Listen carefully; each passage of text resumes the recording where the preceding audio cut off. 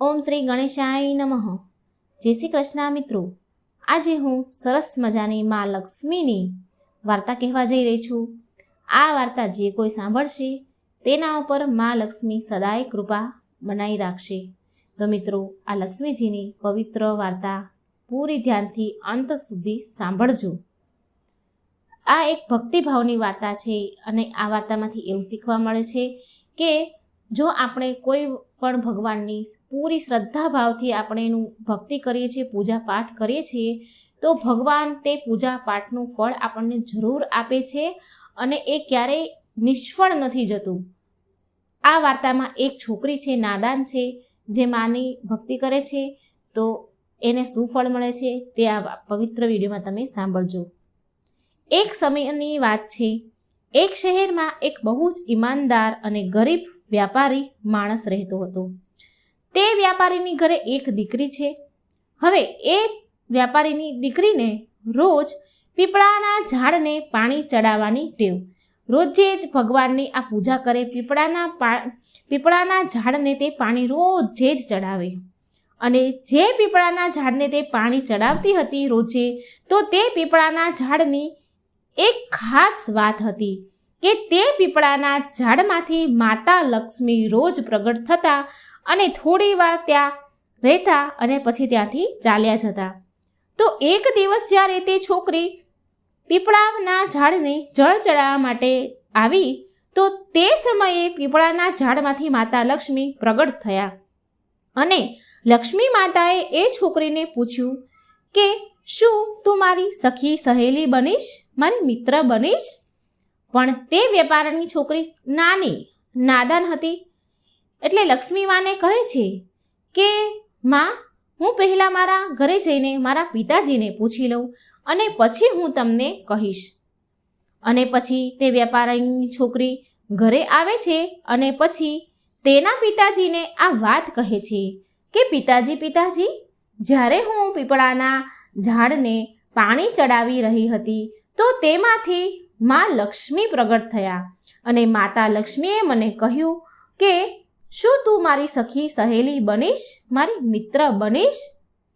તો મારે શું કરવું જોઈએ પિતાજી? તો મેં તેમને એવું કહ્યું માતાજીને કે હું મારા પિતાજીને પૂછીને આવું, પછી હું તમને કહીશ. તો પિતાજી મને કહો મારે શું કરવું જોઈએ?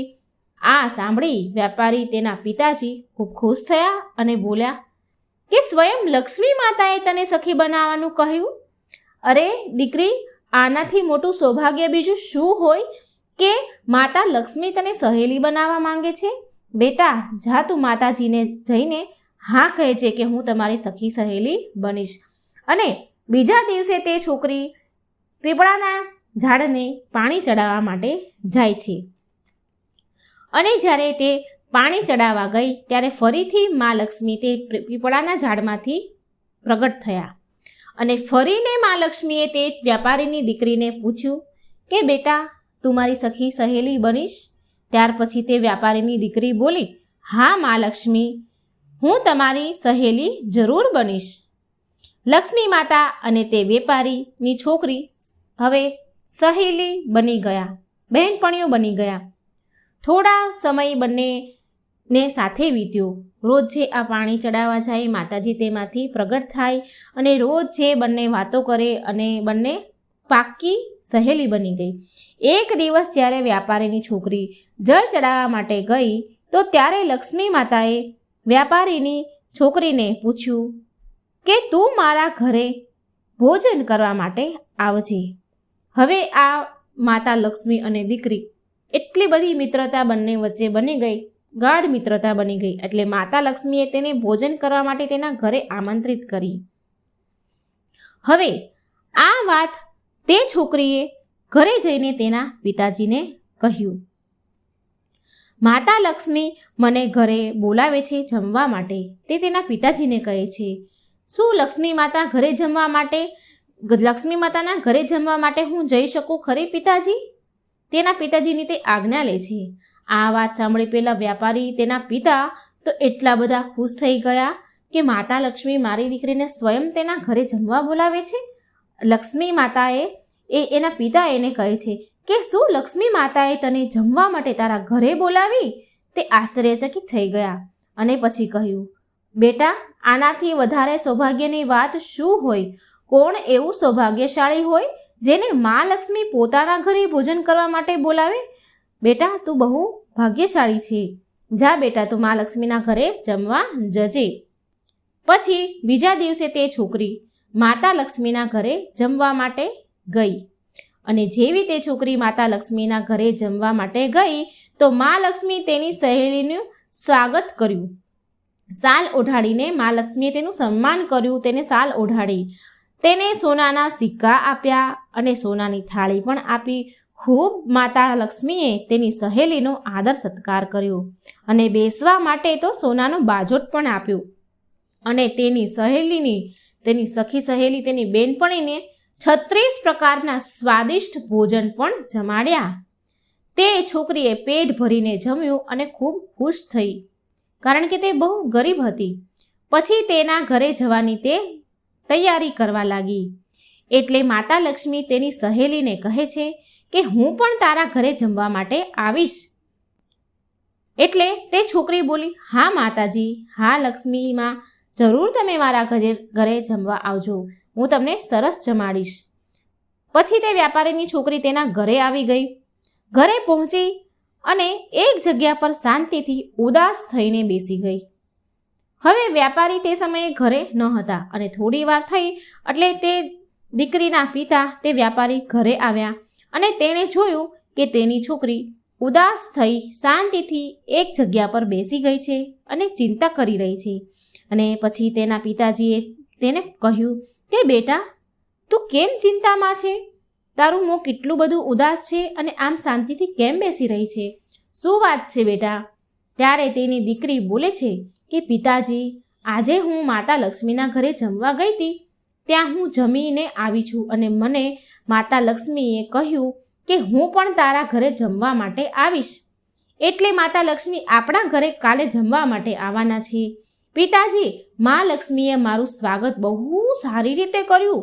મેં તો આજ સુધી એવું ક્યાંય જોયું જ ન હતું. મને સોનાના સિક્કા આપ્યા, સોનાની થાળી આપી અને સોનાનો બાજોટ પણ મને બેસવા માટે આપ્યો અને મને 36 પ્રકારના સ્વાદિષ્ટ ભોજન જમાડ્યા મા લક્ષ્મીએ. ખૂબ આદર સત્કાર અને મારું સન્માન કર્યું મા લક્ષ્મીએ. પણ પિતાજી, મને એ વાતની ચિંતા થાય છે કે હું માતા લક્ષ્મીને શું જમાડીશ? આપણી પાસે તો કંઈ પણ નથી. આપણે કેટલા બધા ગરીબ છીએ. માતાને સારું બનાવીને કેવી રીતે ખવડાવીશ? સારું બનાવીને ખવડાવવા માટે આપણી પાસે અને આપણે તેને આપવા માટે આપણી પાસે કંઈ જ નથી. કોઈ સિક્કા, કોઈ સોનું કે કંઈ જ પણ માતાજીને આપણે આપવા માટે આપણી પાસે નથી. ત્યારે વ્યાપારીએ તેની દીકરીને કહ્યું કે બેટા, તું ચિંતા ના કર. તું આપણા ઘરને છાણથી સારી રીતે પૂરા ઘરને લીપી નાખજે અને ખાસ કરીને પૂરા ઘરની સારી રીતે સાફ સફાઈ કરી નાખજે અને પછી એક દીવો પ્રગટાવજે જે ચારેય તરફથી પ્રગટતો હોય, ચારેય તરફથી એક દીવો જગતો હોય તેવો દીવો પ્રગટાવજે અને તે દીવો લક્ષ્મી માતાનું નામ લઈને પ્રગટાવજે અને એ દીવાને ચૂલા પાસે લઈને બેસી જજે. માતાજી બધું જ સારું કરશે ને આપણી બધી મુશ્કેલીઓનો હલ થઈ જશે. હવે તે છોકરીએ તેના પિતાજીના કહેવા પ્રમાણે એવું જ કર્યું જેવું તેના પિતાએ કહ્યું. તે છોકરીએ પૂરા ઘરની સરસ સાફ સફાઈ કરી, પૂરા ઘરને છાણથી લીપી દીધું અને દીવો પ્રગટાવ્યો અને માતા લક્ષ્મીના નામનો દીવો હાથમાં લઈ અને એક હાથમાં લાડવો લઈ અને રસોઈના ચૂલા પાસે બેસી ગઈ. ચૂલો બહાર આંગણામાં ફળિયામાં હતો એટલે એ દીવો લઈ અને તે ચૂલા પાસે બેસી ગઈ. બન્યું એવું કે ત્યારે અચાનક એક જગ્યા પર એક રાણી નદી પાસે સ્નાન કરી રહી હતી. તેણે તેના ઘરેણાં નદીના કિનારે મૂક્યા અને તે નદીમાં નહાવા માટે, સ્નાન કરવા માટે ચાલી ગઈ. તો ત્યાં જે સોનાનો હાર હતો તે બહુ કિંમતી હતો. તે હારને ત્યાંથી એક ચીલે ઉઠાવી લીધો અને તે હાર ઉઠાવીને મોંમાં લઈને જઈ રહ્યો હતો. જ્યારે તે ચીલ હાર લઈને ઉડી રહ્યો હતો તો તેની નજર આ વ્યાપારીની છોકરી પર પડી અને તેના હાથમાં એક લાડવો હતો. ચીલ ભૂખ્યો હતો એટલે તે ચીલ હાર ત્યાં નીચે મૂકી અને છોકરીના હાથમાંથી લાડવો છીનવીને લઈ ગયો અને ઉડી ગયો. વ્યાપારીની છોકરી સોનાનો હાર જોઈને તે બહુ પ્રસન્ન થઈ ગઈ અને તે હાર લઈને તે છોકરી બજારમાં ગઈ. બજારમાં જઈ એક સોનાની દુકાનમાં ગઈ અને સોનીને તે સોનાનો હાર આપ્યો અને સોનીએ તે હારના બદલામાં પૈસા આપ્યા તે છોકરીને. હવે તે છોકરીએ તે પૈસાથી 36 પ્રકારના ભોજન બનાવી શકે અને તે પૈસાથી તે છોકરીએ સોનાના સિક્કા અને સોનાની થાળી ખરીદી લીધી મા લક્ષ્મીને આપવા માટે. અને આ બધું જ લઈને તે પાછી તેના ઘરે આવી ગઈ. ઘરે આવીને તેણે મા લક્ષ્મી માટે સરસ મજાના સ્વાદિષ્ટ 36 પ્રકારના ભોજન બનાવ્યા. વ્યાપારીની છોકરીએ પછી ગણપતિ દાદાને બોલાવ્યા અને કહ્યું કે તમે મા લક્ષ્મીને લઈને આવો. બધી જ તૈયારી થઈ ગઈ છે, મેં સરસ મજાનું જમવાનું પણ બનાવી દીધું છે. પછી ગણપતિ દાદા માતા લક્ષ્મીને લેવા ગયા અને લઈને પછી તેમના ઘરે આવ્યા. પછી એ છોકરીએ, વ્યાપારીની દીકરીએ માતા લક્ષ્મીનું બહુ જ સારી રીતે સ્વાગત કર્યું. સાચા હૃદયથી ભાવથી તેણે માતાનું સ્વાગત કર્યું અને માતા લક્ષ્મીને બેસવા માટે સોનાનો બાજોટ પણ આપ્યો. અને તે છોકરી બોલી, મારા પ્રિય મા લક્ષ્મી, મારા સહેલી, તમે આ બાજોટ પર બેસો. માતા લક્ષ્મીએ તેની સહેલીને કહ્યું કે હું આજ સુધી કોઈના પણ ઘરમાં બાજોટ ઉપર નથી બેઠી. તે છોકરીએ જીદ કરી અને બોલી કે તમારે આજે તો મારા ઘરે બાજોટ પર બેસવું જ પડશે. માતા લક્ષ્મી તેની સહેલીની વાત માને છે અને બાજોટ પર બેસી ગયા. અને પછી વ્યાપારીની છોકરીએ માતા લક્ષ્મીને 36 જાતના સ્વાદિષ્ટ ભોજન જમાડ્યા. અને જેવી રીતે માતા લક્ષ્મીએ તેના ઘરે તેનું સ્વાગત કર્યું હતું તેવી જ રીતે એ છોકરીએ માતા લક્ષ્મીનું સ્વાગત કર્યું. અને જેવું મા લક્ષ્મીએ સ્વાદિષ્ટ ભોજન 36 પ્રકારના ભોજન જમાડ્યા હતા, ઠીક એવી જ રીતે આ છોકરીએ પણ, માતા લક્ષ્મીની સહેલીએ પણ માતાજીને 36 પ્રકારના સ્વાદિષ્ટ ભોજન જમાડ્યા. અને જેવું માતા લક્ષ્મીએ કર્યું એવું જ તે છોકરીએ પણ કર્યું. આ બધું જોઈ, આવી શ્રદ્ધા, ભક્તિ, વિશ્વાસ જોઈ, મન સાફ હૃદય જોઈ મા લક્ષ્મી તેની સહેલીથી ખૂબ ખુશ થયા, ખૂબ પ્રસન્ન થયા અને તેની સહેલીને બહુ બધું ધન દોલત આપી, જેનાથી તે વ્યાપારી અને તે છોકરીની ગરીબી દૂર થઈ ગઈ. તે લોકોએ તેનું જીવન ખૂબ ખુશીથી વિતાવ્યું. તો મિત્રો, આ હતી લક્ષ્મીમાની વાર્તા. અને આ કહાનીમાંથી આપણને એવો બોધ મળે છે કે જો સાચા મનથી અને સાચા હૃદયથી ભગવાનની પૂજા પાઠ કરવામાં આવે તો એ પૂજા પાઠ ક્યારેય નિષ્ફળ નથી થતા. ભોળા મન અને નિસ્વાર્થ ભાવથી કરેલી ભક્તિ ક્યારેય વ્યર્થ નથી જતી. ભગવાન હંમેશા આપણી સાથે જ હોય છે, પણ આપણે તેને જોઈ નથી શકતા. સારા હૃદયથી યાદ કરો અને ભક્તિ કરો તો તે હર એક ક્ષણ આપણી સાથે જ છે. તો મિત્રો, હું આશા રાખું છું કે મારી આ વાર્તા તમને સારી લાગી હશે. આ લક્ષ્મી માતાની વાર્તા સાંભળવાથી મા લક્ષ્મીની કૃપા સદાય આપણી ઉપર રહે છે. મારી ભગવાનને પ્રાર્થના છે, મા લક્ષ્મીને પ્રાર્થના છે કે આ વાર્તા સાંભળનારા મારા વાલા મિત્રોનું ઘર હંમેશા ખુશીઓથી મહેકતું રહે. જય લક્ષ્મી માં. શુક્રવારના દિવસે મહાલક્ષ્મીની વ્રત કથા સાંભળવાનો ખૂબ જ મહિમા છે.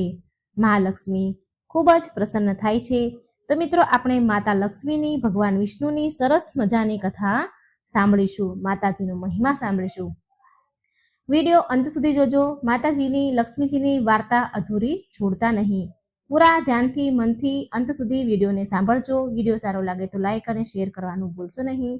કોમેન્ટ બોક્સમાં માતાજીનું નામ પણ જરૂર લખજો. જય મા લક્ષ્મી. એક ગામમાં ગરીબ એક બ્રાહ્મણ રહેતા હતા. એ નિયમિત રૂપથી ભગવાન શ્રી વિષ્ણુની પૂજા કરતા હતા અને તેની ભક્તિથી પ્રસન્ન થઈને ભગવાન વિષ્ણુએ તેને દર્શન દીધા અને તેને મનોકામના માંગવા માટે કહ્યું. તો બ્રાહ્મણ કહે છે, બ્રાહ્મણ બોલ્યા કે મારી ઈચ્છા છે કે શ્રી લક્ષ્મીજીનો નિવાસ સદાય મારા ઘરમાં થઈ જાય. આ સાંભળી ભગવાન વિષ્ણુએ કહ્યું, લક્ષ્મીજીને પ્રાપ્ત કરવાનો સરળ માર્ગ બ્રાહ્મણને બતાવ્યો. ભગવાન વિષ્ણુ કહે છે કે મંદિર સામે એક સ્ત્રી દરરોજ આવે છે અને છાણા થાપે છે. તું એને તારા ઘરે આવવાનું નિમંત્રણ આપજે. એ સ્ત્રી દેવી લક્ષ્મી છે. એના ઘરે આવી જવા બાદ તારું ઘર અન્ન ધનથી ભરાઈ જશે. તારા ઘરે બોલાવીશ તો તારું ઘર ધનથી ધાન્યથી ભરાઈ જશે. આમ કહીને ભગવાન વિષ્ણુ અંતર ધ્યાન થઈ ગયા. બીજા દિવસે સવારે 4 વાગે બ્રાહ્મણ મંદિર સામે જઈને બેસી ગયા અને લક્ષ્મીજી પણ છાણા થાપવા માટે આવ્યા. તો બ્રાહ્મણે તેને એના ઘરે આવવા માટે નિવેદન કર્યું. એ સ્ત્રીને બ્રાહ્મણની વાત સાંભળી લક્ષ્મીજી સમજી ગયા કે આ બધું શ્રી હરિ વિષ્ણુ ભગવાનના કહેવાથી થયું છે. લક્ષ્મીજીએ બ્રાહ્મણને કહ્યું, તું મહાલક્ષ્મીનું વ્રત કર. મહાલક્ષ્મીએ એમનું અસલ દિવ્ય સ્વરૂપ પ્રગટ કર્યું અને લક્ષ્મીજીએ કહ્યું બ્રાહ્મણને કે તું મહાલક્ષ્મીનું વ્રત કરજે. 16 દિવસ વ્રત કર અને 16મા દિવસે ચંદ્રમાને અર્ઘ્ય આપવાથી તારી સર્વ મનોકામના પૂરી થશે. બ્રાહ્મણે દેવીના કહ્યા અનુસાર વ્રત અને પૂજન કર્યું અને દેવીને ઉત્તર દિશા તરફ મુખ રાખીને પોકારવા લાગ્યા લક્ષ્મીજીને, અને લક્ષ્મીજીએ તેમનું વચન પૂરું કર્યું. એ દિવસથી આ વ્રત પૂરી શ્રદ્ધાથી કરવામાં આવે છે. જે ભક્ત પૂરી શ્રદ્ધાથી મનથી આ વ્રત કરે છે તો મા લક્ષ્મી તેની સર્વ મનોકામના પૂરી કરે છે અને મા લક્ષ્મી તેની કૃપા સદાય એના ભક્ત પર વરસાવે છે. બોલો મહાલક્ષ્મીની જય. લક્ષ્મીજીની બીજી કથા. ભગવાન વિષ્ણુ અને લક્ષ્મીજીની આ કથા છે. એક સમયની વાત છે. એકવાર મહાલક્ષ્મી અને ભગવાન વિષ્ણુ પૃથ્વી પર વેશ બદલીને આવ્યા ભ્રમણ કરવા માટે. સાધુ અને સાધ્વીનું વેશ ધારણ કર્યું. એટલે મહાલક્ષ્મી ભગવાન વિષ્ણુને પૂછે છે કે સ્વામી, તમે પૃથ્વીલોક પર કયા ઉદ્દેશથી આવ્યા છો? શું કોઈ ભક્ત ઉપર સંકટ આવ્યું છે કે તમે પણ અને મને સાથે પણ તમે લઈ આવ્યા છો? એટલે શ્રી હરિ હસીને બોલ્યા કે દેવી, આ મૃત્યુલોક તો સહુ પોતાના કર્મ અનુસાર કષ્ટ ભોગવે છે. મૃત્યુલોકમાં હરેક વ્યક્તિ, હરેક મનુષ્ય, હરેક જીવ પોતાના કર્મ અનુસાર કષ્ટ, સુખ, દુઃખ ભોગવે છે. હું એ જોવા માંગુ છું કે આટલા કષ્ટ સહન કર્યા બાદ પણ શું પુણ્ય કમાય છે મનુષ્ય? ભક્તિ કરે છે કે નહીં? તો સૌથી પહેલા શ્રી હરિ અને મહાલક્ષ્મી એક ધનવાન શેઠના ઘરે પહોંચે છે. ત્યાં જઈને દરવાજે ઊભે રહીને શેઠજીને અવાજ દે છે, બોલાવે છે. અવાજ સાંભળીને શેઠજી બહાર આવ્યા. ભગવાન બોલ્યા કે શેઠજી, તમારા ઉપર તો મહાલક્ષ્મીની બહુ કૃપા છે ને, છતાંય તમે દુઃખી કેમ છો? આનું શું કારણ છે? મહાલક્ષ્મી અને ભગવાન વિષ્ણુ સાધુ રૂપમાં શેઠજીને આવું પૂછે છે. શેઠજી એમને જોઈને રડવા લાગ્યા અને બોલ્યા કે હે સાધુ મહારાજ, મારા કષ્ટનું કારણ આ ઘર જ છે જેને તમે લક્ષ્મીજીની કૃપા કહો છો. મારું બધું જ ધન મારા દીકરાઓ લઈ ગયા. મારા દીકરાઓએ લઈ લીધું અને મને અને મારી પત્નીને અહીં છોડીને ચાલ્યા ગયા. હવે હું આ ઘરમાં મારી પત્ની અને હું બંને રહીએ છીએ અને મારી પત્ની બહુ બીમાર છે. એ હંમેશા તેના દીકરાઓને યાદ કર્યા કરે છે. જો આ ધન જ ન હોત ને તો લાલચ પણ ન હોત, અમારા દીકરા અમારી પાસે હોત. આ સાંભળીને ભગવાન વિષ્ણુ બોલે છે, શેઠજી, તમારા દુઃખનું કારણ તમારું ધન નથી પણ તમારા કર્મ છે. તમે ધન ગરીબો પર અત્યાચાર કરીને કમાયા છો અને બાળકોનું એ ધનથી પાલન પોષણ કર્યું છે. આટલું બોલીને મહાલક્ષ્મી અને ભગવાન ત્યાંથી ચાલ્યા ગયા. આગળ ચાલ્યા પછી તેમને એક ખેડૂત મળે છે જે મરેલા બળદ પાસે બેસીને રડી રહ્યું હતું. મહાલક્ષ્મીએ તેને કહ્યું કે ભાઈ, તું કેમ રડી રહ્યો છે? ખેડૂત બોલ્યો કે ધનના લાલચના કારણે આ બળદ મરી ગયો છે. વધારે ધન કમાવાની લાલચમાં હું એને દિવસમાં ખેતરોમાં કામ કરાવતો અને રાતમાં કુલ્હોમાં લગાવી દેતો હતો, પણ કાલથી મારે ભૂખ્યા જ રહેવું પડશે. જો સંસારમાં ધન ન હોત ને તો મને લાલચ પણ ન આવત અને આજે મારો બળદ જીવતો હોત, મરત નહીં. તો લક્ષ્મીજીએ કહ્યું, સ્વામી, આ શું માયા છે? હું તો એમ વિચારતી હતી કે સંસારમાં ધન વૈભવના કારણે મારી પૂજા લોકો કરે છે, પણ લોકો તો ધનથી જ હેરાન પરેશાન છે. ત્યારે ભગવાન શ્રી હરિ બોલ્યા, ના દેવી, એમ નથી. આ બધા કર્મના ફળ છે.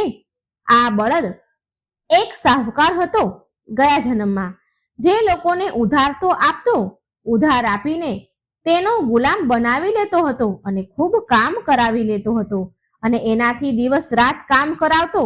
એનું ઋણ ચૂકવવા માટે આ જન્મમાં એ બળદ બન્યો અને આજે એનું ઋણ ઉતરી ગયું તો એ અવસાન પામ્યું. તો લક્ષ્મીજી બોલ્યા, પરંતુ સ્વામી, આ બધા પાછળ ધન જ તો મોટું કારણ છે. આ સાંભળીને શ્રી હરિ વિષ્ણુ કહે છે, ચાલો આગળ ચાલીએ. આગળ થોડે દૂર બહાર એક ઝૂંપડી પાસે પહોંચ્યા. એ ઝૂંપડી આગળ દીવો જગતો હતો. ભગવાન શ્રી હરિને મહાલક્ષ્મી આગળ ચાલ્યા તો એક ઝૂંપડી દેખાણી અને એ ઝૂંપડીની બહાર દીવો પ્રગટતો હતો. ભગવાન વિષ્ણુ ત્યાં ઝૂંપડી પાસે ગયા અને બહાર ઊભા રહીને બૂમ પાડી કે કોઈ છે ઘરમાં, અમને ભોજન કરાવો. આ સાંભળી એક સ્ત્રી ઘરની બહાર આવી બોલી કે હે સાધુજનો, પધારો પધારો, આટલા નાના એવા ઘરમાં તમારું સ્વાગત છે. એ બંને અંદર ગયા. મહાલક્ષ્મી અને શ્રી હરિ અંદર ગયા ઝૂંપડીમાં અને મહાલક્ષ્મી બોલ્યા કે તમે ઘરની બહાર દીવો કેમ મૂક્યો છે? એ સ્ત્રીને કહે છે. ત્યારે એ સ્ત્રી બોલી કે માં, મારું નામ સુજાતા છે. મેં આ દીવો અવર જવર કરનારા લોકો માટે મૂક્યો છે, જેનાથી એ અંધારામાં રસ્તો ન ભટકી જાય. જો એમને કોઈ તકલીફ હોય તો અમે તેની મદદ પણ કરી શકીએ. આ બધું સાંભળીને ભગવાન વિષ્ણુ બોલ્યા કે અમારે તમારા ઘરે ભોજન કરવું છે. આ સાંભળી સુજાતા બોલી કે હે સાધુ મહારાજ, તમારે થોડો સમય રાહ જોવી પડશે ભોજન માટે, કારણ કે મારા પતિ હજી શેઠજીના ઘરે કામ કરી રહ્યા હશે. એ મજદૂરી કરીને જે કમાઈને લાવશે એમાંથી ખાવાનો સામાન લાવશે, ત્યારે જ હું તમને ભોજન કરાવી શકીશ. આ સાંભળી લક્ષ્મીજી બોલ્યા કે તારી પાસે તો ધન નથી, જો તારા પતિ કંઈ નહીં લાવે તો શું થશે? સુજાતા બોલી કે શ્રી હરિ અને મહાલક્ષ્મીની કૃપાથી એક સમયનું ભોજન તો અમને જરૂર મળી જાય છે. એ અમારા માટે ઘણું છે, ઘણું બધું છે. એટલું અમારા માટે ભગવાનની કૃપાથી અમે અત્યાર સુધી ક્યારેય ભૂખ્યા નથી સૂતા, તો આજે પણ ભૂખ્યા નહીં સૂઈએ. આનાથી વધારે લાલચ અમને નથી. થોડી વારમાં સુજાતાનો પતિ આવ્યો અને સામાન લઈ આવ્યો અને બંનેએ જમવાનું બનાવ્યું અને સાધુ મહારાજ અને તેની પત્ની જે ભગવાન હતા તેમની સામે મૂક્યું. જમવાનું મૂકીને સુજાતા બોલી, આ રૂખું સુખું અમે ભગવાનનો પ્રસાદ સમજીને ગ્રહણ કરીએ છીએ રોજ. તમે પણ પ્રસાદ સમજીને ગ્રહણ કરો. તમે પણ પ્રસાદ સમજીને જમો. આનાથી તમને સંતોષ મળશે, સંતુષ્ટિ મળશે. ભગવાન વિષ્ણુ અને મા લક્ષ્મીએ પ્રેમથી ભોજન કર્યું. ભોજન કર્યા પછી લક્ષ્મીજી બોલ્યા કે અમે તો ભોજન કરી લીધું, પણ તમારા માટે કંઈ જ નથી વધ્યું. સુજાતા બોલી, નહીં નહીં, હજી એક ચોખાનો દાણો બચ્યો છે, એ અમારા માટે ઘણો છે. ભગવાનનો પ્રસાદ ચાખવા પણ મળી જાય ને તો એ પરમ સૌભાગ્યની વાત છે. બંને પતિ પત્નીનું સમર્પણ પ્રેમ જોઈને ભગવાન વિષ્ણુ અને મા લક્ષ્મી એના અસલ સ્વરૂપમાં પ્રગટ થયા. શ્રી હરિ બોલ્યા કે સૌથી મોટું ફળ સંતોષનું છે. ધન બધા માટે જરૂરી છે, પરંતુ લાલચમાં ફસાયેલો માણસ એ ધનનું પણ સુખ નથી ભોગવી શકતો. તમે બંને આજે પોતે ભૂખ્યા રહીને અમને ભોજન કરાવ્યું છે. આજથી આ ઘરમાં અન્ન ધનના ભંડાર ભર્યા રહેશે. બંને પતિ પત્ની એના ચરણોમાં પડી ગયા અને બોલ્યા, ભગવાન, જો તમારે અમને કંઈક આપવું જ હોય તો તમારી ભક્તિ પ્રદાન કરો, તમારી ભક્તિ આપો. ભગવાન વિષ્ણુ અને મા લક્ષ્મીએ તેને આશીર્વાદ આપ્યા અને અંતર ધ્યાન થઈ ગયા. એ દિવસથી બંને પતિ પત્ની ભજન અને સત્સંગમાં બધો જ સમય વિતાવા લાગ્યા. બોલો જય શ્રી હરિ ભગવાન વિષ્ણુની જય, મહાલક્ષ્મીની જય. મહાલક્ષ્મીની વૈભવલક્ષ્મીની વ્રત કથા. એક સમયની વાત છે. એક શહેરમાં શીલા નામની સ્ત્રી એના પતિ સાથે રહેતી હતી. શીલા ઘણી ધાર્મિક સ્વભાવની હતી અને ભગવાનની કૃપાથી એને જે કંઈ પ્રાપ્ત થયું હતું એને એમાં ઘણો સંતોષ હતો. શહેરનું જીવન જરૂર જીવતી હતી શીલા, પણ શહેરના જીવનનો રંગ તેના પર હજી ચડ્યો ન હતો. ભજન, કીર્તન, ભક્તિભાવ અને પરોપકારનો ભાવ એનામાં હજી પણ હતો. એ એના પતિ અને તેની ગૃહસ્થીમાં ખુશ હતી. આડોશ પાડોશના લોકો તેના વખાણ પ્રશંસા કરતા હતા. જોતા જોતામાં સમય ઘણો બદલાયો, ઘણો વીત્યો અને તેનો પતિ કુસંગતનો શિકાર થઈ ગયો. એ અમીર બનવાનું સપનું જોવા લાગ્યો. વધારે ને વધારે ધન મેળવવાની લાલચમાં ખોટા રસ્તા પર ચાલી નીકળ્યો. જીવનના રસ્તા પર ભટકવાના કારણે તેની સ્થિતિ ભિખારી જેવી થઈ ગઈ. ખરાબ મિત્રો સાથે સંગત થઈ ગઈ. ખરાબ મિત્રો સાથે રહેવાથી તે દારૂ, જુગાર અને નશાવાળા પદાર્થોનું સેવન કરવા લાગ્યો. આ ખરાબ આદતોના કારણે તેને બધું જ ખોઈ દીધું. તે શીલા સાથે મારપીટ કરવા લાગ્યો. શીલાના ઘરેણા ગીરવે મૂકી દીધા. તેનું ઘર અને તેની આવી પરિસ્થિતિ જોઈ અને શીલા બહુ દુઃખી રહેવા લાગી. પરંતુ એ ભગવાન પર બહુ શ્રદ્ધા રાખતી હતી, ભગવાન પર વિશ્વાસ રાખવા વાળી હતી અને તેને ભગવાન પર બહુ વિશ્વાસ હતો. એક દિવસ બપોરના સમયમાં તેના ઘરના દરવાજે કોઈકે દરવાજો ખખડાવ્યો. એટલે શીલાએ દરવાજો ખોલ્યો તો સામે પાડોશના ડોશીમાં ઊભા હતા. માજીના ચહેરા ઉપર એક વિશેષ તેજ, પ્રેમ અને સ્નેહ હતો. એમના ચહેરા પર સ્નેહ છલકી રહ્યો હતો. દેવી જેવા દેખાતા હતા. શીલાએ માજીને ઘરની અંદર લાવી અને બેસવા માટે કહ્યું. માજી બોલ્યા, કેમ શીલા, મને ઓળખી નહીં તું? દર શુક્રવારે લક્ષ્મીજીના મંદિરે ભજન કીર્તન કરવા માટે તું આવતી હતી ને? એ સમયે ત્યાં હું આવું છું. છતાં પણ શીલા કંઈ સમજી નહીં. પછી એ માજી બોલ્યા, શીલા, તું બહુ દિવસથી મંદિર કેમ નથી આવી? તો હું તને જોવા આવી છું. તને મેં બહુ દિવસથી મંદિરમાં જોઈ નહીં, તો હું તને જોવા આવી. માજીના અતિ પ્રેમ ભર્યા શબ્દથી શીલાનું હૃદય પીગળી ગયું. માજીના સરસ પ્રેમના વ્યવહારથી શીલાને ઘણી શાંતિ મળી અને શીલાએ તે માજીને તેના ઘરની પરિસ્થિતિની બધી જ વાત કરી, બધું સંભળાવ્યું. આ બધું સાંભળીને માજી બોલ્યા, મા લક્ષ્મી તો પ્રેમ અને કરુણાનો અવતાર છે. તેમના ભક્તો પર હંમેશા મમતા રાખે છે. માટે તું ધીરજ રાખ અને માતા લક્ષ્મીનું વ્રત કર. આનાથી બધું જ સારું થઈ જશે. શીલાના પૂછવા પર માજીએ તેને વ્રતની બધી જ વિધિ કહી. માજી બોલ્યા, બેટા, મા લક્ષ્મીનું આ વ્રત બહુ સરળ છે.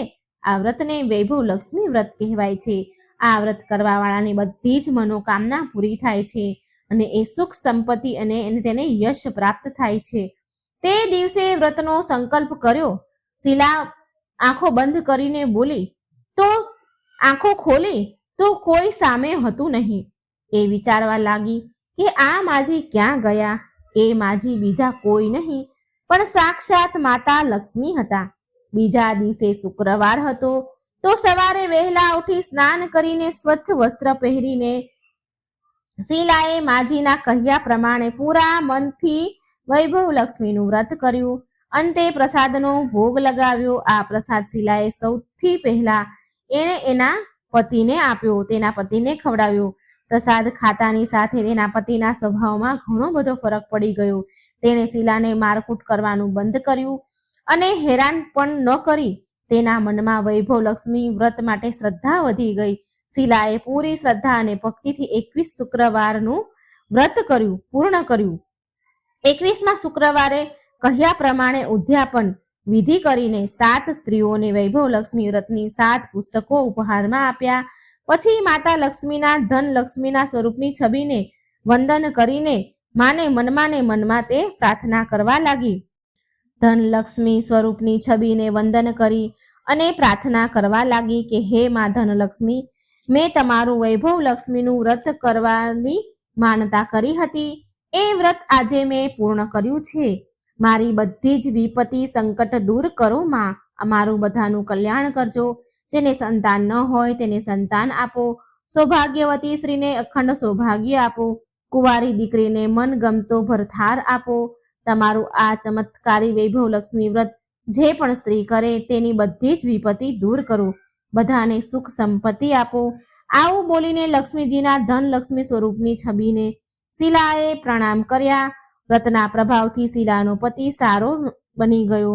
સારો કુસંગત એણે છોડી દીધી, બધો નશો કરવાનો છોડી દીધો અને મહેનત કરી, તનતોડ મહેનત કરીને ધન કમાવા લાગ્યો. અને શીલાના ગીરવે મૂકેલા ઘરેણા પણ એણે છોડાવી દીધા. ઘરમાં ધનનો વરસાદ વરસ્યો, ઘરમાં પહેલાની જેવી સુખ શાંતિ છવાઈ ગઈ. તો આવો છે લક્ષ્મીજીના વૈભવ લક્ષ્મીજીના વ્રતનો પ્રભાવ. બોલો મહાલક્ષ્મીની જય. જય શ્રી હરિ વિષ્ણુ. હવે આપણે મા લક્ષ્મીના મહેલની કથા સાંભળીશું. એકવાર મા લક્ષ્મીએ માતા પાર્વતીને તેનો સુંદર અને ભવ્ય મહેલ જોવા માટે બોલાવ્યા. હવે આ તો મા લક્ષ્મીનો મહેલ, માટે તે મહેલમાં કોઈ પણ પ્રકારની કમી થોડી હોય. તે મહેલની ઝગમગાહટ, ચમક દૂર દૂર સુધી દેખાઈ રહી હતી. મોટા મોટા ઝરૂખા, અનેક પ્રકારના ફૂલ, સુંદર બગીચામાં જાત જાતના ફૂલો. માતા પાર્વતીએ સુંદર મહેલ જોયો. મહેલની સુંદરતા જોઈને મા તો હેરાન રહી ગયા. માતા પાર્વતીને માતા લક્ષ્મીથી થોડી ઈર્ષ્યા થઈ, એટલે મા પાર્વતી બોલ્યા, હું પણ મહાદેવને કહીશ અને એક આવો જ સુંદર મહેલનું નિર્માણ કરાવીશ. માતા લક્ષ્મીએ પાર્વતીજીને મજાક ઉડાડતા કહ્યું કે મહાદેવ તો ગળામાં સાપ લપેટીને ફરે છે, શરીર પર રાખ ચોપડીને ભભૂત ચોપડીને રહે છે અને ભાંગ પીધા કરે છે, બરફના ડુંગરા પર ફર્યા કરે છે. એ ક્યાં બનાવી શકે આવો મહેલ? મહાલક્ષ્મીની આવી વાત સાંભળી મા પાર્વતીને બહુ ખોટું લાગ્યું અને પછી એ ત્યાંથી ચાલ્યા ગયા અને તે મહાદેવ પાસે આવીને જીદ કરવા લાગ્યા કે મને પણ એક મહેલ જોઈએ. હું હમણાં જ મા લક્ષ્મીનો મહેલ જોઈને આવી છું, મને એનાથી પણ સુંદર મહેલ જોઈએ. મા પાર્વતીજી મહાદેવ પાસે હઠ કરવા લાગ્યા અને પાર્વતીજી કહે છે, તમે તો દેવોના દેવ મહાદેવ છો અને બધા દેવતા તો સુંદર સુંદર મહેલોમાં રહે છે, પણ તમે બરફના ડુંગરામાં રહો છો. આવી રીતે રહેવાથી તમારી માન પ્રતિષ્ઠામાં કમી આવી જશે, ઘટી જશે. આવી રીતે રહેવું તમને શોભા નથી દેતું મહાદેવ. પ્રભુ તમને આવી રીતે શોભા નથી દેતું. માતા પાર્વતીએ તો જીદ પકડી લીધી અને કહે છે કે મારે એવો મહેલ જોઈએ છીએ, એવા મહેલમાં રહેવું છે જે ત્રણેય લોકમાં ક્યાંય ન હોય.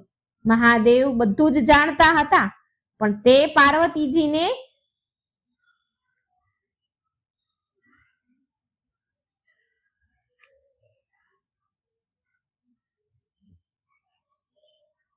પાર્વતીજીની વાત માનતા ન હતા. મહાદેવ કહે છે, અરે દેવી, હું તો યોગી છું, હું મહેલમાં ચેનથી નહીં રહી શકું. મને તો આવી રીતે જ રહેવામાં આનંદ આવે છે. પણ મા પાર્વતી માન્યા નહીં અને છેવટે મહાદેવને તો ઝૂકવું જ પડ્યું. સ્ત્રી હઠ આગળ કોનું ચાલે? મહાદેવ મહેલ બનાવવા માટે વિશ્વકર્માજીને બોલાવ્યા અને તેમને એવો મહેલ બનાવવાનું કહ્યું કે જેની બરાબરી ત્રણેય લોકમાં ક્યાંય ન થાય, ક્યાંય ત્રણેય લોકમાં એવો મહેલ ન હોય. વિશ્વકર્માજી મહેલ બનાવવા માટે જગ્યા શોધવા લાગ્યા. શોધતા શોધતા તેમને એક એવી જગ્યા મળી જે ચારેય બાજુથી પાણીથી ઢંકાયેલી હતી અને વચ્ચે 3 સુંદર પર્વત દેખાઈ રહ્યા હતા અને તે જગ્યા સુંદર ફૂલો અને વનસ્પતિઓથી ભરેલી હતી. મિત્રો, આ બીજી કોઈ પણ નહીં પણ લંકા હતી. વિશ્વકર્માજી તેમના કામમાં તો લાગી ગયા અને વિશ્વકર્માજીએ થોડા જ સમયમાં સુંદર મહેલ તૈયાર કરી દીધો. તેની સુંદરતા તો અપાર હતી. પૂરો મહેલ સોનાથી બન્યો હતો. મોટા મોટા સોનાના ઝરૂખા, સુંદર સુંદર બાગ બગીચા. મહેલ એટલો બધો સુંદર હતો કે જે પણ તેને અંદર જાય, જે પણ તે મહેલને જુએ તે તેના વખાણ કરતા જ ન થાકે. માતા પાર્વતીએ ગૃહ પ્રવેશનું મુહૂર્ત નીકાળ્યું. બધા દેવી દેવતાઓને બોલાવવામાં આવ્યા અને ગ્રહ પ્રવેશની પૂજા માટે તેમણે રાવણને બોલાવ્યો. કારણ કે રાવણ બહુ વિદ્વાન પંડિત હતો. રાવણે ગ્રહ પ્રવેશની પૂજા પૂરી વિધિ વિધાનથી કરાવી. પૂજા સમાપ્ત થયા પછી ભોળાનાથે રાવણને દક્ષિણા માંગવાનું કહ્યું અને રાવણના મનમાં પણ લાલચ આવી ગઈ અને આ રાવણ પણ તે સોનાના મહેલને જોતો જ રહી ગયો હતો. રાવણ બોલ્યો, મને તો દક્ષિણામાં આ મહેલ જ જોઈએ છે. પાર્વતીજી આ સાંભળીને બહુ દુઃખી થઈ ગયા અને સાથે તેમને બહુ જ ક્રોધ આવી રહ્યો હતો. મા પાર્વતી બોલ્યા, રાવણ, તે મને બહુ દુઃખી કરી છે. મેં કેટલી હઠ કરીને મહાદેવ પાસે આ મહેલ બનાવડાવ્યો અને તે આ મહેલ જ મારી પાસેથી માંગી લીધો. જે મારું અરમાન હતું, મારું સપનું હતું, મારી ઈચ્છા હતી, એ જ તે માંગી લીધું. મા પાર્વતી કહે છે, રાવણ, તું કઈ બીજું પણ માંગી શકતો હતો, પણ તે મહેલ માંગીને મારું સપનું તોડી નાખ્યું. માને બહુ ક્રોધ આવ્યો. બહુ ક્રોધમાં આવીને મા પાર્વતીજી રાવણને શ્રાપ આપે છે કે મહાદેવનો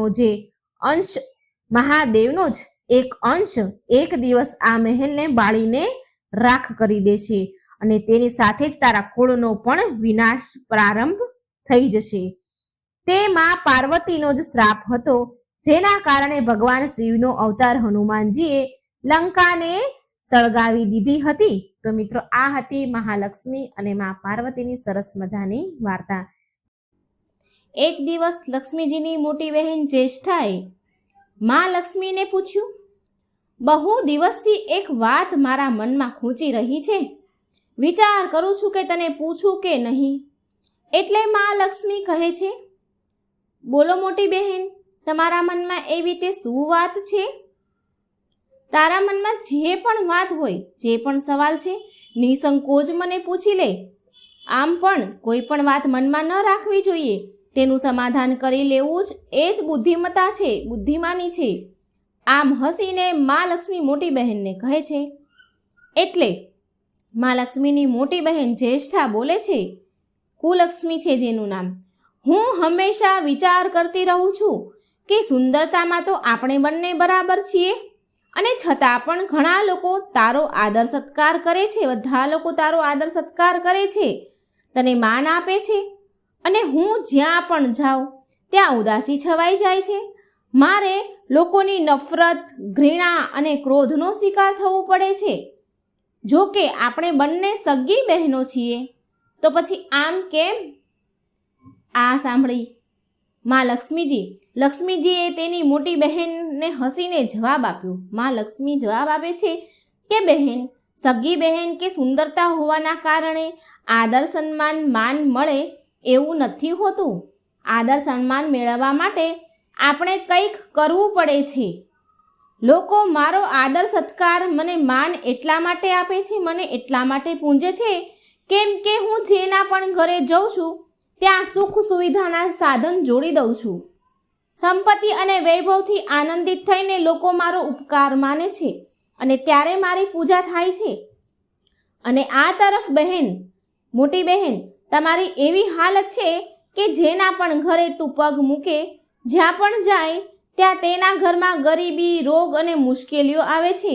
કષ્ટોથી લોકો પીડાય છે અને આ કારણથી લોકો તને ઘૃણા અને નફરત કરે છે. કોઈ આદર નથી કરતું તારો. જો આદર સત્કાર માન જોઈએ ને તો લોકોને સુખ આપવું પડે, સુખ પહોંચાડવું પડે. મા લક્ષ્મીની વાત સાંભળી મોટી બહેન જ્યેષ્ઠા ખૂબ ગુસ્સે થઈ. તેને આ મા લક્ષ્મીની વાત મનમાં ચૂભી ગઈ. તેને એવું થયું કે લક્ષ્મીને તેના મહિમાનું અભિમાન છે. મા લક્ષ્મીની બહેન ગુસ્સેથી તડપી ઉઠી અને લક્ષ્મીજીને કહે છે કે લક્ષ્મી, તું મારાથી બધી જ રીતે, બધી વાતે નાની છો, અવસ્થામાં પણ અને પ્રભાવમાં પણ, અને તું મને ઉપદેશ આપી રહી છે. મને ઉપદેશ આપવાનો વિચાર પણ ન કરતી. ગુસ્સે થઈને મોટી બહેન બોલી, જો તને મારા વૈભવનો અહંકાર, તને તારા વૈભવનો અહંકાર છે ને, તો મારી પાસે પણ મારો એક પ્રભાવ છે. જો હું મારા પર આવી ગઈ ને તો તારા કરોડપતિ ભક્તને પણ રોડ પર લાવીને ભિખારી બનાવી શકું છું. મોટી બહેનની વાત સાંભળી મા લક્ષ્મી તો મંદ મંદ હસવા લાગ્યા અને હસતા હસતા મા લક્ષ્મી મોટી બહેનને કહે છે, બહેન તું મારાથી મોટી છે એટલે કંઈ પણ બોલી લે, હું સાંભળીશ. પણ જ્યાં સુધી પ્રભાવની વાત છે ને તો હું તારાથી કંઈ કમ નથી. જેને તું ભિખારી બનાવી દઈશ એને હું બીજા જ દિવસે રંકમાંથી રાજા બનાવી દઈશ. મા લક્ષ્મીની વાત સાંભળી મોટી બહેન જ્યેષ્ઠા બોલે છે, મારો મહિમા હજી તને તે જોયો છે જ ક્યાં? મારા પ્રભાવની તને હજી ખબર જ છે ક્યાં? જેની તું સહાયતા કરીશ ને તેને હું અન્નના એક એક દાણા માટે તરસાવીશ, એક એક દાણાનું મોહતાજ બનાવી દઈશ. તને ક્યાં હજી મારી શક્તિ, મારા પ્રભાવની ખબર છે? મોટી બહેન જ્યેષ્ઠા અહંકારથી મા લક્ષ્મીને બોલી. આ સાંભળી મા લક્ષ્મી બોલ્યા, જો બહેન જ્યેષ્ઠા, તું એ વ્યક્તિને એક એક દાણા માટે તરસાવીશ જેનાથી હું રીસાઈ જઈશ એને તું આ કરી શકે છે. તું એક એક દાણા માટે તરસાવી શકે છે, રાજામાંથી તું રંક બનાવી શકે છે, પણ એ કોને કે જેના ઉપર મારો હાથ ન હોય તેને તું કંઈ પણ કરી શકે છે. પણ મોટી બહેન જેના પર મારો હાથ છે, મારી કૃપા દ્રષ્ટિ છે, તેનો તો તું બાળપણ વાકો ના કરી શકે. આ સાંભળી મોટી બહેન જ્યેષ્ઠા ઘમંડમાં આવીને કહે છે, જો તું તારો પ્રભાવ બતાવવા માટે એટલી જ ઉતાવળી થઈ રહી છો તો તું કાલે તારો પ્રભાવ દેખાડીને જોઈ લે ને, ખબર પડશે કે કોણ શ્રેષ્ઠ છે. મોટી બહેન કહે છે, બોલ ક્યાં જઈશું? એટલે મા લક્ષ્મી બોલે છે. મા લક્ષ્મી કહે છે કે દૂર શું કામ જવું છે? અહીં પાસે જ અનુરાધાપુર ગામ છે, ત્યાં એક બ્રાહ્મણ રહે છે, દીનાનાથ બ્રાહ્મણનું નામ છે. તે બ્રાહ્મણ રોજ વિષ્ણુ ભગવાન શ્રી હરિની મંદિરમાં પૂજા કરવા જાય છે અને તે મારો પાકો ભક્ત પણ છે. તેના પર આપણે પોતપોતાનો મહિમા પ્રભાવ બતાવીશું એટલે ખબર પડશે. એટલે આ સાંભળી મોટી બહેન જ્યેષ્ઠા ઘમંડથી બોલી, અહમથી બોલી, હાથ ઝાટક્યો અને બોલી, ઠીક છે લક્ષ્મી, કાલે જોઈ લેજે, તારું માથું ઝૂકી જશે. આમ કહીને એ તો ચાલી ગઈ અને મા લક્ષ્મી ત્યાં જ ઊભા રહ્યા અને મોટી બહેનના આવા ક્રોધને અહંકારથી માં હસવા રહ્યા. બીજા દિવસ થયો એટલે બંને બહેનો અનુરાધાપુર ગામમાં ગયા.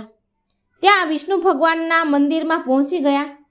તેમણે વેશ બંને બદલી નાખ્યો. સાધારણ સ્ત્રીનું રૂપ બંને બહેનોએ લઈ લીધું અને એ વિષ્ણુ ભગવાનના મંદિર પાસે બેસી ગઈ બંને બહેનો.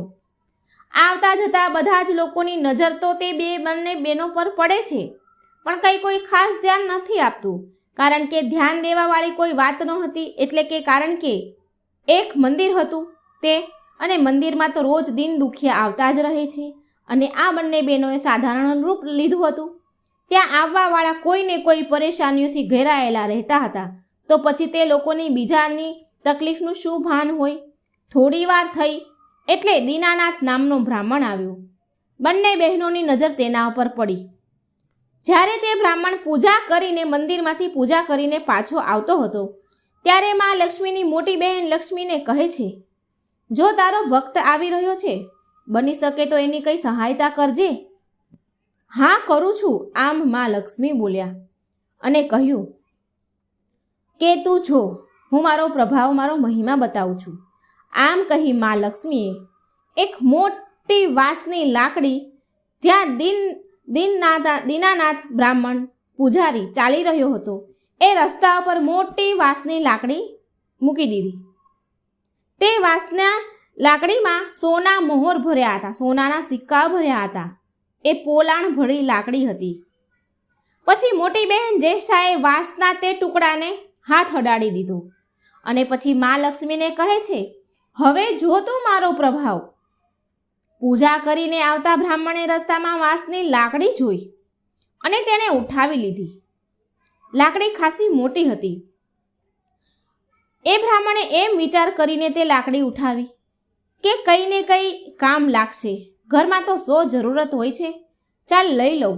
આમ કરી તેણે લાકડી ઉઠાવી અને તે વાંસની લાકડીને લઈને તે થોડો આગળ ચાલ્યો. એટલામાં તેને એક છોકરો મળ્યો.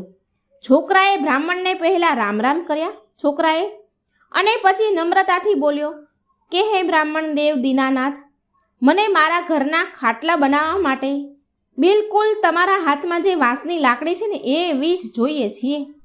મારા દાદાજીએ મને કહ્યું છે, એ કહીને મોકલ્યો છે કે બજારમાંથી વાંસની લાકડી લઈ આવ. તે ક્યાં મળશે? તમે આ ક્યાંથી લઈને આવ્યા છો? એટલે તે દીનાનાથ બ્રાહ્મણ કહે છે કે આ વાંસ મેં ખરીદ્યો નથી, મને આ વાંસની લાકડી તો રસ્તામાં મળી છે તો મેં લઈ લીધી. લે, જો તારે જરૂરત હોય તો તું રાખી લે. આમ તો બજારમાં 1 રૂપિયાના ઓછા ભાવેથી નહીં મળે. એટલે તે છોકરો બોલ્યો, મારી પાસે તો માત્ર ચારાની જ છે, તમે આને રાખી લો અને બાકીના જે પૈસા છે એ હું રાતે તમારા ઘરે આવીને આપી જઈશ, અને અત્યારે મને આ વાંસની લાકડી આપી દો. દીનાનાથ બ્રાહ્મણ ખુશ થઈ ગયા. કોઈ મહેનત જ કર્યા વગર જ પૈસા મળી ગયા. આમ કરી એ મનમાં ખુશ થયા. હવે બ્રાહ્મણે પૈસા લીધા અને વાંસની લાકડી તે છોકરાને આપી દીધી અને તે પૈસા થાળીમાં મૂકી દીધા. પૂજાની થાળી જે હતી એમાં મૂકી દીધા. હવે મંદિર પાસે ઊભેલી બંને દેવીઓ આ જોઈ રહી હતી. એટલે તેમાં મોટી બહેન જ્યેષ્ઠા માં લક્ષ્મીને કહે છે, જોયું લક્ષ્મી, તારા આટલા બધા સોનાના મોહર ભરેલી જે વાંસની લાકડી હતી તે માત્ર 4 આનામાં વેચાઈ. જોયો તે મારો પ્રભાવ? અને હજી તો 4 આના પણ તારા ભક્ત પાસે નહીં રહે. ચાલ તેની પાછળ ચાલીએ અને જોઈએ શું થાય છે. બંને બહેનો દીનાનાથ પૂજારીની પાછળ પાછળ ચાલવા લાગી. દીનાનાથ તળાવ પાસે આવ્યા. ત્યાં એક ઝાડ હતું, તેમાં બહુ સરસ ફૂલો હતા.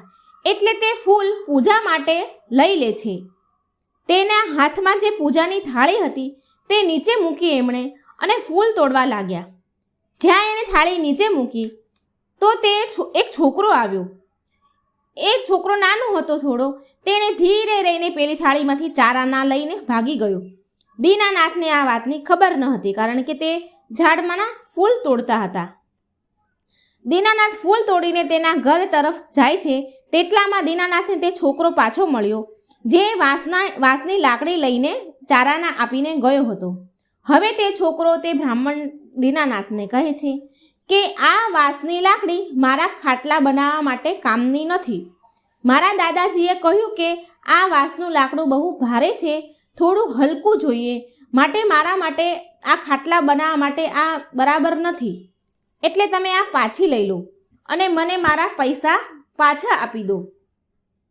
દીનાનાથે તેના 4 આના પાછા આપવા માટે થાળીમાંથી પૈસા લેવા જાય છે તો થાળીમાં પૈસા નહીં. એટલે દીનાનાથ બોલ્યો કે બેટા, હમણાં તો મેં 4 આના આ થાળીમાં મૂક્યા હતા, પૂજાની થાળીમાં, પણ ક્યાંક પડી ગયા લાગે છે. તું મારી સાથે મારી ઘરે ચાલ, હું તને ત્યાં જ પૈસા આપી દઈશ. અત્યારે મારી પાસે પૈસા નથી. એટલે તે છોકરો બોલ્યો, બ્રાહ્મણ દેવ, તમે ઘરે જાઓ, કંઈ વાંધો નહીં, હું રાતે આવીને તમારા ઘરેથી પૈસા લઈ લઈશ. આમ બોલી તે છોકરો ચાલ્યો ગયો. હવે વાંસની લાકડી ફરી બ્રાહ્મણ પાસે આવી ગઈ. સોના મોહર ભરેલી હતી. એ બ્રાહ્મણને તો ખબર જ ન હતી. માં લક્ષ્મી ધીરે ધીરે હસવા લાગ્યા. માં લક્ષ્મીને હસતા જોઈને તેમની મોટી બહેન જ્યેષ્ઠાને મનમાં બળેતરા થઈ, મનમાં બળી ગઈ. તે માં લક્ષ્મીને કહે છે, બહેન, હજી તો ખેલ શરૂ જ થયો છે, હસમાં, હમણાં જો હું શું કરું છું, જોતી જા તારા ભક્તને હું કેવી રીતે પાયમાલ કરું છું. હવે દીનાનાથ આ બધી વાતથી અજાણ બિચારો તેની ધૂનમાં ચાલતો રહ્યો. તેને શું ખબર કે તે શતરંજનો મોહરો બન્યો છે. દીનાનાથ તો તડકા છાયાની જેમ બંને બહેનોનો પ્રભાવ ચૂપચાપ સહન કરતો કરતો આગળ ચાલતો જ ગયો. તે થોડો આગળ ચાલ્યો એટલે દીનાનાથને એક આદમી મળ્યો. તેણે બ્રાહ્મણ દીનાનાથને 4 આના પાછા આપ્યા, જે એના 4 આના ચોરાઈ ગયા હતા, અને બોલ્યો કે બ્રાહ્મણ દેવ, મારો છોકરો હજી નાનો છે, તેને બહુ બુદ્ધિ નથી, તે નાનપણમાં ભૂલ કરી ગયો છે. તે તમારી પૂજાની થાળીમાંથી ચારાના લઈ લીધા હતા, તે હું તમને પાછો આપવા આવ્યો છું. તે બહુ મસ્તીખોર છે, તેને માફ કરી દો. એટલે દીનાનાથે તે ચારાના પાછા લઈ લીધા અને તેને આશીર્વાદ આપ્યા. અને વાંસનો ટુકડો પાછો આમ આવી ગયો અને હજી તો ત્યાં પાસે ચાલતો જ હતો. એટલામાં દીનાનાથે ખુશ થઈને પેલા છોકરાને બૂમ પાડી. એ હજી ત્યાંથી નીકળ્યો જ હતો, જેના ચારાના તેની પાસે હતા. તેને બૂમ પાડી દીનાનાથે, એટલે એ છોકરો પાછો આવ્યો અને બ્રાહ્મણે તે છોકરાને ચારાના પાછા આપી દીધા. તે છોકરાને પૈસા પાછા મળતા તે ખુશ થઈને ત્યાંથી ચાલ્યો ગયો. હવે દીનાનાથ પાછો પ્રસન્ન મુખ લઈ પ્રસન્ન મોઢે ખુશ થતો એક હાથમાં પૂજાની થાળી હતી અને બીજા હાથમાં 5 હાથ લાંબુ વાંસનું લાકડું હતું. વાંસની મોટી લાકડી હતી. હવે વાંસનું લાકડું સોના મહોરથી ભરેલું હતું. બ્રાહ્મણ પાસે આવી ગયું એટલે મા લક્ષ્મીથી મોટી બહેનને બળતરા થવા લાગી. મા લક્ષ્મીનો મહિમા, એનો પ્રભાવ જોઈ મોટી બહેન જ્યેષ્ઠા બળવા લાગી, કારણ કે દીનાનાથ પાસે તે સોના મોહરનું લાકડું પાછું આવી ગયું અને દીનાનાથને તો લાભ થઈ ગયો. હવે આ મોટી બહેન જોઈ ન શકી, મનમાં ઝેર કરવા લાગી. હવે દીનાનાથનું ઘર નજીક આવવા લાગ્યું. મોટી બહેન જ્યેષ્ઠાને કોઈ ઉપાય મળ્યો નહીં તેને હેરાન કરવાનો, એટલે તેણે દીનાનાથને મારવાનો વિચાર કરી લીધો. તેણે મા લક્ષ્મીને કહ્યું, લક્ષ્મી, હું ધન સંપત્તિ તો છીનવી જ લઉં છું, પણ સાથે સાથે તારા ભક્તના પ્રાણ પણ હું લઈ લઈશ. જો તું કઈ રીતે હું એને તડપાવીને મારું છું. મોટી બહેન જ્યેષ્ઠા મા લક્ષ્મીને આવું કહે છે. પણ મા લક્ષ્મીની મોટી બહેનની આવી વાત જોઈ મા લક્ષ્મીને કંઈ જ ફરક પડ્યો નહીં. મા લક્ષ્મીની મોટી બહેને તરત જ સાપનું રૂપ લઈ લીધું અને દોડીને ગઈ બ્રાહ્મણ જ્યાં જતો હતો એ રસ્તા પર. પણ આ જોઈને મા લક્ષ્મીને જરા પણ ગભરાહટ ના થઈ. મા લક્ષ્મી તો આમ ઊભા રહીને હસતા જ રહ્યા. દીનાનાથે સાપને જોયો. રસ્તામાં જતો હતો એ સાપને જોયો અને તે ચોંકી ગયો. તે ડરવા લાગ્યો. એક સાપ ફેણ ચડાવીને ફૂફાડા મારીને ત્યાં બેઠો છે રસ્તામાં. પ્રાણ તો બધાને જ વાલા હોય. ઉપાય મળતા બધા પોતાને સંકટમાંથી બચાવી જ લે છે. દીનાનાથે પણ બ્રાહ્મણે તે રસ્તો છોડી દીધો જ્યાં સાપ હતો અને બીજા રસ્તે ચાલવા લાગ્યો. પણ સાપ ફરી ત્યાં આડો ઉતર્યો જ્યાં દીનાનાથ ચાલે છે. પણ સાપ બનેલી મા લક્ષ્મીની બહેન જ્યેષ્ઠા તેને ક્યાં છોડવાની હતી? એ તો એ ગરીબના પ્રાણની તરસી હતી. તે સાપ દીનાનાથની આગળ પાછળ દોડતો રહ્યો. આમ તેમ તે દીનાનાથની આસપાસ જ ફરતો રહે. દીનાનાથ બહુ ગભરાઈ ગયો, ખૂબ ડરી ગયો અને હાથ જોડીને કહેવા લાગ્યો કે નાગ દેવતા, તમારું મેં કંઈ જ બગાડ્યું નથી, તમે શાંતિથી અહીંથી ચાલ્યા જાઓ. કેમ નાગદેવ મારા જેવા ગરીબની પાછળ પડ્યા છો, મને હેરાન કરી રહ્યા છો? કોઈ કારણ વગર કોઈ બ્રાહ્મણને હેરાન કરવું સારી વાત નથી. પણ એ સાપ તો જ્યેષ્ઠા કુલક્ષ્મીનું રૂપ હતું, જે દીનાનાથને કોઈ પણ રીતે કરડવા માંગતી હતી, પ્રાણ લેવા માંગતી હતી. દીનાનાથની પ્રાર્થનામાં એણે કંઈ ધ્યાન ન આપ્યું અને એ સાપ બસ ગુસ્સે થઈને ફૂફાડા જ મારતો રહ્યો. જ્યારે દીનાનાથની પ્રાર્થના અને કોશિશ કરી એને સાપ ભગાવવાની, પણ કોઈ અસર થયું નહીં. પછી દીનાનાથને થયું કે હવે સંઘર્ષ કરવો જ પડશે, નહીં તો આ મારો જીવ લઈ લેશે. આમ વિચારી દીનાનાથે તેના પ્રાણની રક્ષા માટે તેના હાથમાં જે વાંસની લાકડી હતી તે ભરપૂર જોર લગાવ્યું, ખૂબ જોર લગાવ્યું અને તે સાપ ઉપર મારી. સાપને તે વાંસ વાગ્યો અને જમીન પર પછડાતા વાંસના 2 ટુકડા થઈ ગયા અને તે વાંસના ટુકડામાં ભરેલા સોનાના સિક્કા ખખડીને જમીન પર પડ્યા, જેમ કે એવા ખખડ્યા કે જેમ માં લક્ષ્મી હસી રહ્યા છે. આ જોઈ દીનાનાથ તો હેરાન થઈ ગયો. મોઢામાં તો પહેલા ચીસ નીકળી ગઈ, કારણ કે આટલું બધું સોનું જોઈને કોણ હેરાન ના થઈ જાય? કોણ જોઈનારે?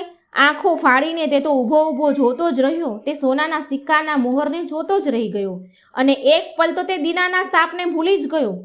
થોડી વાર પછી તેની નજર સાપ ઉપર પડી તો સાપને લાકડી વાગવાથી તે લોહી લુહાણની અવસ્થામાં આવી ગયો હતો, લોહી લુહાણ થઈ ગયો અને ઘાસ અને જે ઝાડીઓ હતી તે ઝાડી તરફ તે ભાગીને જઈ રહ્યો હતો. અને જ્યારે સાપ ગયા પછી બ્રાહ્મણ દીનાનાથે સોનાના સિક્કા લઈ લીધા અને બોલ્યો કે જય હો મા લક્ષ્મી, જય શ્રી હરિ વિષ્ણુ ભગવાન. આજે મારી જિંદગી ભરની દરિદ્રતા દૂર થઈ ગઈ. માં લક્ષ્મી, તમારો મહિમા કોણ જાણી શકે? હવે માં, તમારી ઘરે બેસીને જ હું પૂજા પાઠ કરીશ. અને પછી જલ્દી બધું જ સોનું ભેગું કર્યું અને તેની ધોતીમાં બાંધી લીધું અને ફટાફટ ઘરે જવા ચાલ્યો ગયો. હવે એક ઝાડના છાયા નીચે ઊભેલા માં લક્ષ્મી અને તેની મોટી બહેન. માં લક્ષ્મી તેની મોટી બહેન જ્યેષ્ઠાને પૂછી રહ્યા છે, કહી રહ્યા છે કે બોલો મોટી બહેન, તમારા શ્રેષ્ઠ હોવાનો, તમારા મોટા હોવાનો તમને શો લાભ મળ્યો? શું ક્યાં ગયો તમારો પ્રભાવ? હાંફતા માં લક્ષ્મીની બહેન જ્યેષ્ઠાને કહ્યું. માં પેલીને વાગ્યું હતું, જ્યેષ્ઠા મોટી બહેન એટલે તો એ હાંફી રહ્યા હતા. અને માં લક્ષ્મી એને કહી રહ્યા છે કે કોઈ એમ જ શ્રેષ્ઠ નથી બનતું. શ્રેષ્ઠતા કોઈને કંઈ આપવાથી મળે છે, કોઈને હેરાન કરવાથી નહીં. કોઈની પાસેથી કંઈ છીનવાથી શ્રેષ્ઠતા નથી મળતી. જ્યારે તે બ્રાહ્મણના જીવનમાં પ્રવેશ કર્યો ત્યારે તે ઉદાસ થઈ ગયો, પણ મને મળવાથી તે પ્રસન્ન થઈ ગયો અને મારી અને શ્રી હરિની જય જયકાર કરવા લાગ્યો. અને એટલા માટે જ મારી એ પૂજા કરશે, કારણ કે એની દરિદ્રતા દૂર થઈ ગઈ. તો શ્રેષ્ઠતા એમ જ નથી મળતી. કોઈને કંઈ આપવાથી, કોઈને પ્રસન્ન કરવાથી શ્રેષ્ઠતા મળે છે. જ્યેષ્ઠા મોટી બહેન માં લક્ષ્મીની ઉદાસ થઈને ઊભી વાત જ સાંભળતી રહી અને માં લક્ષ્મી સામે તેણે માથું ઝુકાવી દીધું. તો મિત્રો, આ હતી માં લક્ષ્મી અને એમની મોટી બહેન જ્યેષ્ઠા કુલક્ષ્મીની વાર્તા. તો મિત્રો, જો મારી વાર્તા સારી લાગી હોય તો મારી ચેનલને લાઈક, સબસ્ક્રાઈબ અને શેર જરૂર કરજો. જય શ્રી કૃષ્ણ. રાધે રાધે. Thank you.